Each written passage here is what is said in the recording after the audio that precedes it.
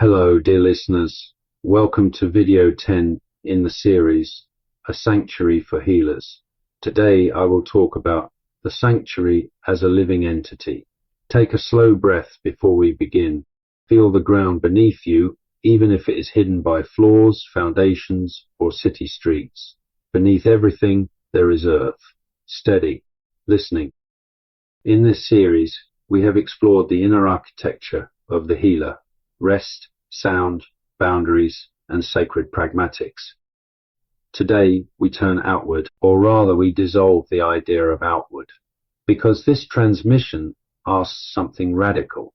What if the land is not a backdrop to your work, but a conscious participant?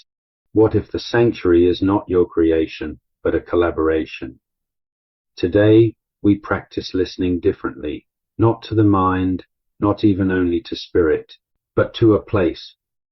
Let us enter the message from the keepers. We often speak of building a sanctuary, as if we are the architects and the land is the passive site. But what if we have it backwards? What if the sanctuary is not something we build on the land, but something the land builds through us? This place, the sanctuary, is not a location. It is a being, a living entity with its own consciousness, its own history, its own needs and dreams. And our first, most important work is not to impose our vision, but to introduce ourselves, to listen. So let us practice. Let us have a conversation with the land. Ask the land, what do you need from us? Maybe you will hear or feel. Tread gently. Notice the moss. It is old. Notice the compacted soil. It needs to breathe. It needs our attention. Our mindful presence, not our footprint, but our witness. Ask the tree, what do you offer? And you may hear or feel. Strength that is flexible. Roots that know how to find water in drought. A canopy that creates a microclimate of shelter below. It offers resilience. It offers the model of how to be both grounded and giving. It offers shade for our human exhaustion. Now, imagine you are standing in a sunny meadow. What is your dream for this place?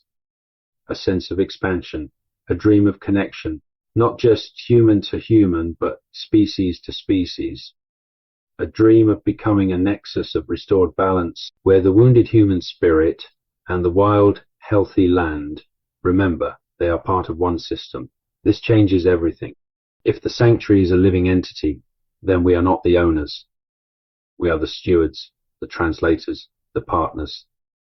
Our programs are not just our ideas. They are responses to the land's offerings.